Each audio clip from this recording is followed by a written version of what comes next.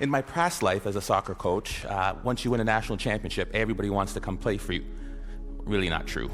Once you pay them $25,000 a year in scholarships, everybody wants to come play for you. And parents would always come to me and they'd say, okay, my son or my daughter wants to come play at your university. What is it that we have to do? What are you looking for? And being the Socratic professor that I am, well, what does your son or daughter do? What do they do really well that we'd be interested in? And typically their answers are, well, they've got great vision. They're really good. They can see the entire field. Or my daughter is the fastest player. There's nobody that can beat her. Or my son's got a great left foot or really, really great in the air and can head every ball. I'm like, yeah, not bad.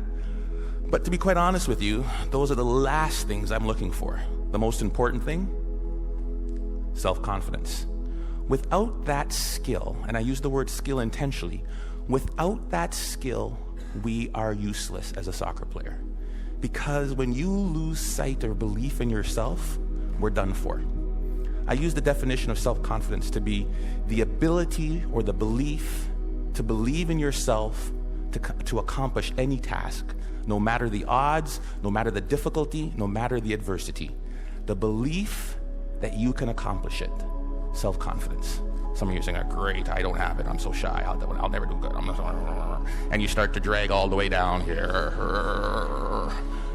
But I use the word skill because I believe it can be trained. And I'll show you a couple of ways in which we do. Hopefully I won't run out of time. I don't use any slides because my speech always goes here, or here, or here. So we'll see which way we get to. The easiest way to build self-confidence. There's no magic button. I can't say, hey, this plane is going down. Who can fly it? Put your hand up. I can. I'm confident. Repetition, repetition, repetition. Right? What does Malcolm Gladwell call it? The 10,000 hour rule? There's no magic button. I recruited a goalie from Colombia, South America one year. Big, tall, 6'3" man. He had hands like stone. I thought he was like Flipper. Every time I throw him the ball, down onto the ground. I was like, oh my God, we're in trouble.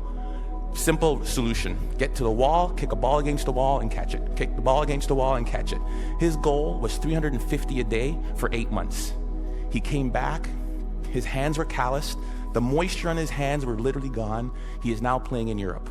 Magic? No. Repetition, repetition, repetition.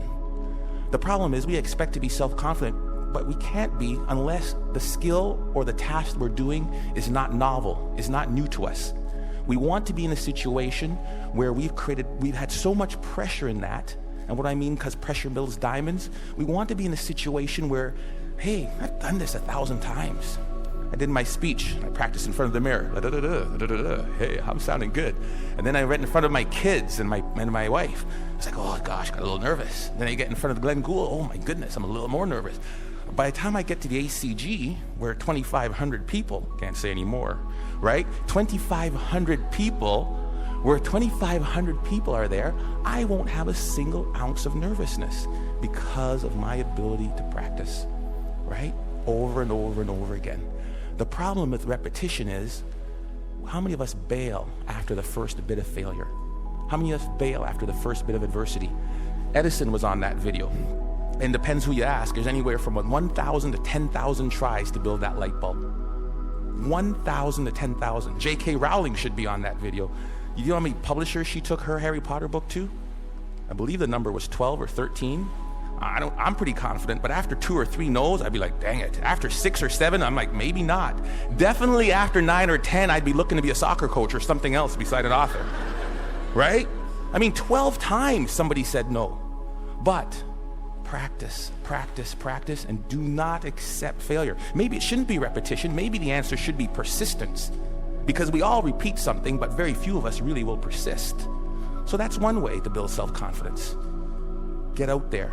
Do what you want to do and do not accept no. The other one is self-talk. We all have a self-talk tape that plays in our head. Anybody go shopping and put on a pair of pants this week? If you're a woman, the first thing that always comes, damn, I look fat in these pants. And if you're a man, it's the opposite. Oh God, I have no muscle, I'm so flabby, right? We all have this tape that plays in our head. As a student, if they asked me the question, it was like, oh, gee, please, professor, don't pick me. I don't know the answer. I look down, right?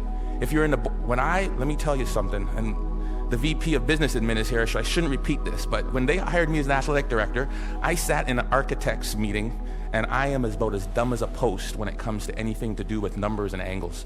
And they're like, the fundibulator valve of the architectural, what do you think, Dr. Joseph? Let me look into that for you and get back to you. Right? I was saying, oh, God, please don't ask me. Please don't ask me. We all have this negative self-talk that goes in our head. Guess what? There's enough people that are telling us we can't do it, that we're not good enough. Why do we want to tell ourselves that? We know for a fact that thoughts influence actions. We saw it there with the video Dr. Levy showed. Right? We know that our thoughts influence actions. Why do we want to say that negative self-talk to ourselves? We need to get our own self-affirmations. Muhammad Ali, what was his self-affirmation? I am the greatest. Who else is going to tell you? There need to be quiet moments in your bedroom, quiet moments when you're brushing your teeth, that we need to reaffirm, I am the captain of my ship and the master of my fate. That is my affirmation. I came from a school of 1,000 people. I lived in a town of 1,000 people for 15 years. There's no reason that I should be in charge of an athletic department building Maple Leaf Gardens. But I am the captain of my ship and the master of my fate. If I don't say it, if I don't believe it, no one else will. How do you build self-confidence? Get away from the people who will tear you down. There's enough of that. Muhammad Ali, I am the greatest. There is no one better than me. It's a difference between hubris and ego and false pride. It's just reminding yourself in quiet, silent moments. I put it down on a list. It's right beside my mirror, right? About all the things that make me who I am. Because I make enough mistakes, and the newspapers will recognize it, and people around me will recognize it, and they'll tear me down. And pretty soon I'll begin to believe it. There was a time when my confidence was really low. There was a time when I took this job, when I came from Iowa, I don't know if I could do it. I had to bring out my self-confidence letter. A letter I wrote to myself when I was feeling good. Ivan, congratulations on getting your PhD before 40. I am 40, under. Congratulations on winning a national championship. Good job on raising 3 good kids and marrying the right woman. I wrote a letter to myself. It was my own brag sheet, my own letter about the things I was proud of. Because there are moments, and we'll all experience them in our career, in our life, in our job hunting, in our relationships, when we are not feeling good about who and what and where we are. And I had to bring out that letter and read it time and time again for a period of about 2 weeks to weather me through that storm. It was important. Stop the self-talk, the negative self-talk. If you'll watch, you'll see some athletes, they'll have a little bandage or a little brand around them. Lance Armstrong's a perfect one. What's his self-affirmation? Live Strong isn't a brand. It was to remind him of who he was. Live strong. Then it came a brand. He would move that from one arm to the next arm when doubt and fear came into his mind. Live strong. Put it on there. Let's go. We'll all have it. Replace it. 2 ways to build self-confidence. Worried about my time, I'm going to tell you of one way that you can build self-confidence in others. We are coaches and educators. We are teachers. We are people who will create value in the world. And in doing that, we are critical by the nature of what we do. I am a coach. I want you to score a goal. Ball went over high. Dang it, the ball went high. Thank you, coach. I know that. Feedback tells me that. So what do? I need you to put your elbow or here. I need you to put your knee over the ball. I need to follow through. Boom, land, great. Notice I never made it as a professional. What can we do? We fix mistakes. When I'm fixing that mistake, Johnny, this is terrible. You need to bend your knee. You need to do this. What have I done to Johnny's self-confidence? Bend your knee. Think of this. Next thing you know, Johnny's crushed. Ignore what Johnny does wrong and find Bob or Sally or Frida over here. Great goal, Frida. I loved how you kept your knee low, you followed through, and you landed like this. Great job. Johnny, great. Johnny's not demoralized. His confidence isn't shot. And what I've done is I've built up Frida's. Imagine how we could change the way we parented kids. Instead of, get that glass off the counter, what's wrong with you? If we catch them while they're good. Great job. Great job. Thank you, Alice, for taking your glass to the counter. It sounds simple, but we forget about it. Or as educators, or somebody as a team, if we manage to praise the positive behavior that we wanted to reinforce. We forget it. It sounds so simple. Catch them when they're good. We forget it. It's simple. Here's what they did. There was a study in Kansas that did this. They did video, and we all do video, and we showed the video of them doing the run of the play. This goal happened because the basket wasn't protected. We didn't rotate here right. We needed to do this and then to cover the slot.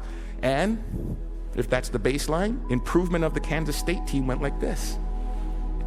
Then they said they ignored all of that, and they just showed them the times they did it right.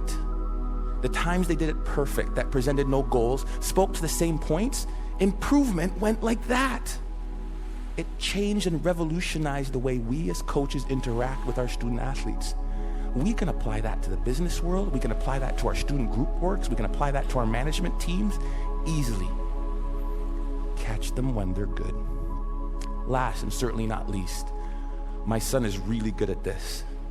Self-confident people interpret feedback the way they choose to. I asked my son, who is by the far terrible athlete, gets it from his dad. The games, they win 5-0. How was the game? Oh, great. I scored 3 goals. I got 2 assists. I'm like, I did not see him touch the puck. But he has his own perception of how he did. I love it. Right? I'm that guy. I'm like, I remember when I was taking when I met my wife, it was in the comments. Polly, would you like to go to the movies? Ladies, dingle, dingle, dingle. And she goes, no. I ask her again, because I think that she just hasn't seen me in the right light. Maybe that's not the wrong shirt on, right? Because I'm interpreting that the way I want to interpret it. Finally, I ask her out again. She gives me this one comment, right? Or she sent it through her friend, because that's the way you did it back then. She wouldn't date you unless it was the last person on Earth, that hell was freezing over, there was a small chance we had to save the planet Earth. Some people's like, there's no chance. I'm like, you're saying there's a chance. Right? Because that's how I'm going to interpret it. If I could give you one thing to take from this, it is, no one will believe in you unless you do. Listen to the words of that video. Here's to the crazy ones, the misfits, the rebels, the troublemakers, the round pegs in the square holes. We're supposed to be different, folks. And when people look at us, believe in yourself.